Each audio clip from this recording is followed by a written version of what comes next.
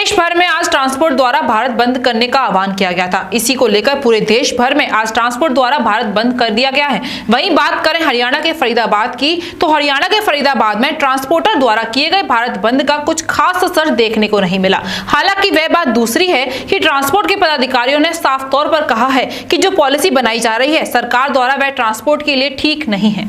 दिखाई दे रहा यह नज़ारा फरीदाबाद के ट्रांसपोर्ट नगर का है, जहां पर भारत बंद का कुछ खास असर देखने को नहीं मिल रहा है। ट्रांसपोर्ट के पदाधिकारियों ने कहा है कि सरकार द्वारा बनाई गई पॉलिसी ट्रांसपोर्ट के लिए घातक साबित हो सकती है, क्योंकि जिस तरीके से जीएसटी की टाइमिंग कम कर दी गई है और वहीं टैक्स को भी मोटा कर दिया गया है, ऐसे में ट्रक ड्राइवरों के लिए यह काफ़ी मुश्किल हो सकता है। ट्रक ड्राइवर कहाँ से कैसे भरेंगे इसे और कहां से जीएसटी का मोटा टैक्स भरेंगे। ट्रांसपोर्ट के पदाधिकारियों ने बताया कि कहने को तो आज भारत बंद है, परंतु फरीदाबाद के ट्रांसपोर्टर इसका समर्थन नहीं कर रहे हैं, क्योंकि उनका मानना है कि एक दिन भारत बंद करने से सरकार पर कुछ असर नहीं पड़ेगा। उनका यह भी कहना है कि ट्रांसपोर्ट एसोसिएशन कांग्रेस के पदाधिकारी वित्त मंत्री अनुराग ठाकुर से बातचीत कर रही है। जैसे भी उनका फैसला आएगा, उसके बाद आगे की रणनीति तैयार की जाएगी। सुरेश कुमार शर्मा, मैं Haryana truck and transport association Haryana का प्रेसिडेंट हूँ और फरीदाबाद ट्रांसपोर्ट एसोसिएशन का यहाँ का भी, फरीदाबाद का भी प्रेसिडेंट हूँ। सर, आज का एक दिन का ट्रांसपोर्ट भारत बंद का ऐलान किया गया है, क्या मानते हैं कितना सही है, कितना असर पड़ेगा इस चीज़ का? देखो, हमारा जो हरियाणा का है ये भारत बंद नहीं है, क्योंकि जो हमारी पेरेंट एसोसिएशन है ऑल इंडिया ट्रांसपोर्ट कांग्रेस, वो स्ट्राइक पे नहीं जा रही है। और अनुराग ठाकुर जी जो राज्य फाइनेंस मिनिस्टर हैं, उन्होंने उनको बुलाया है और जीएसटी के बारे में जो स्ट्राइक होने जा रही है, दूसरी एसोसिएशन जो स्ट्राइक का ऐलान कर रही है, उसी के लिए जीएसटी के लिए हमारी पेरेंट एसोसिएशन को उन्होंने बुला लिया है। इसलिए उन्होंने ऐलान किया, AIMTC ने, all India transport Congress motor Congress ने, कि वो स्ट्राइक पे नहीं जा रहे और हम उनके साथ एफिलेटेड हैं, तो हम भी इस भारत बंद पे नहीं जा रहे। तो क्या मानते हैं, जिस तरीके से जो दूसरी यूनियन है उस तरीके भारत का ऐलान कर रखा है, तो कितना असर पड़ेगा इस चीज़ को लेकर के? क्या सरकार को इस तरीके से संदेश पहुंचेगा? नहीं जी, संदेश तो देखो पहुंचेगा डेफिनेटली, क्योंकि सभी दुखी हैं जीएसटी कारण।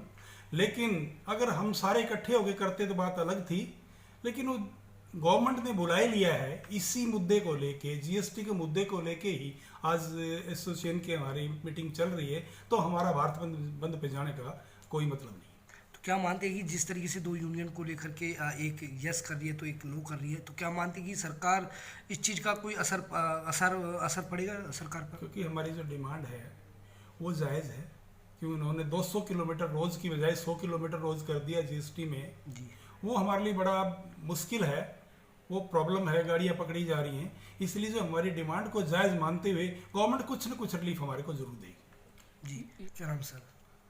नमस्कार जी, मेरा नाम सुभाष कौशिक है। ऑल फरीदाबाद ट्रांसपोर्ट एसोसिएशन का मैं जनरल सेक्रेटरी हूँ। All Haryana truck and transportation का भी मैं जनरल सेक्रेटरी हूँ। आज सुभाष जी, देखा गया कि भारत बंद एक दिन का ट्रांसपोर्ट की तरफ से किया गया है, क्या है सारा, क्यों इस तरीके से किया गया है?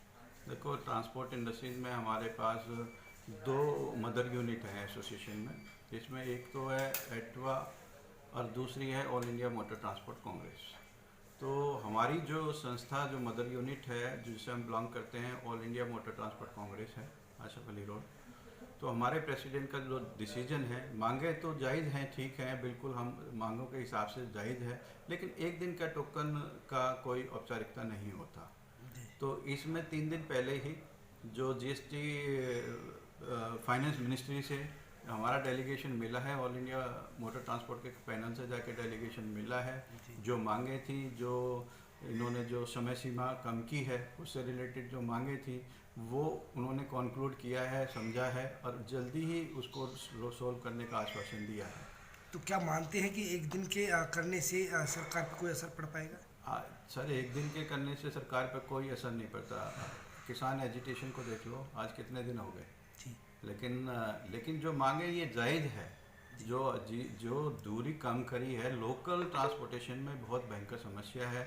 कहीं जगह नो एंट्रीज होती है, कहीं आरटीओ का भी पंगा होता है, कहीं चेक पोस्ट का भी, फिर कहीं हरासमेंट होती है रोड्स पे, कोई ब्रेकडाउन भी हो जाते हैं। बड़ी बड़ी जो कंपनीज हैं जो सारा रखती हैं अपना हिसाब किताब, वो तो अपना चलो ई वे बिल कब ख़त्म हो रहा है, कब मैन पावर डिप्यूट करके उसको वॉच भी कर लेंगे। लेकिन जो इंडिविजुअल मोटर मालिक हैं जिनके पास 5 गाड़ियाँ, 4 गाड़ियाँ, 10 गाड़ियाँ, वो इसको कैसे मैनेज करेंगे? तो उनके लिए बड़ी समस्या है। अगर ई वे बिल ख़त्म होने के बाद उसकी समय सीमा नहीं बढ़ाई जा सकती। क्या नाम सर? मेरा नाम राकेश भाटिया है। मैं ऑल फरीदाबाद ट्रांसपोर्ट एसोसिएशन में वाइस प्रेसिडेंट हूँ।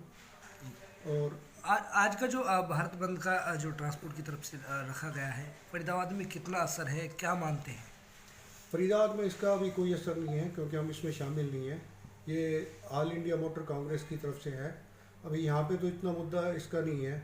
और हमारी जो ट्रांसपोर्ट इंडस्ट्री इसमें बहुत संकट में गुजर रही है। रोज़ डीजल का रेट बढ़ जाता है। अभी नया उन्होंने जीएसटी में टाइम लिमिट कम कर दी है। जीएसटी में टाइम लिमिट करने के बाद उन्होंने उसके ऊपर बहुत मोटी पेनल्टी लगा दी है, जो कि एक आम ट्रक वाला, मान लिया कोई 1 वाला है या 2 वाला है, जो आज किस्त भी नहीं भर सकता, टैक्स भरने की कंडीशन में भी नहीं है, तो इतना जुर्माना कहाँ से देगा? गाड़ी खड़ी हो जाएगी। मेन मुद्दा प्रॉब्लम आएगी ट्रांसपोर्टर को, क्योंकि वो उसने माल लोड किया, उसने बिल्टी दे रखी है, उसकी गाड़ी को, उसका पेमेंट को रोकेंगे, उसको परेशान करेंगे कंपनियाँ।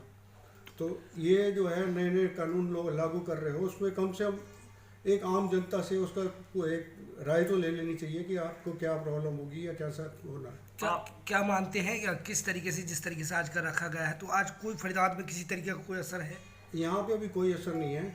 बाकी जो हमारे अभी पदाधिकारी जो हैं ऊपर बात कर रहे हैं, जैसा ऊपर से आदेश आएगा, ऑल इंडिया मोटर कांग्रेस है, अलग अलग राज्यों के हैं, जब उनकी मीटिंग होगी तब वो बताएंगे कि इस पे क्या असर होना। तो क्या महंगी बिजली बिल की समस्या से छुटकारा पाइए, सोलर सिस्टम लगाइए। जी हां, आपके लिए बेहद आसान हुआ सोलर सिस्टम लगवाना। संपर्क करें Amity electronics corporation, Krishna Nagar, Mathura. जैसा कि मैंने आपको बताया कि भाई इसका ROI 25% है, यानी 25% का रिटर्न है। इसके हिसाब से देखा जाए तो जो लागत आप लगा रहे हैं वो लागत आपकी 4 साल में निकल आएगी।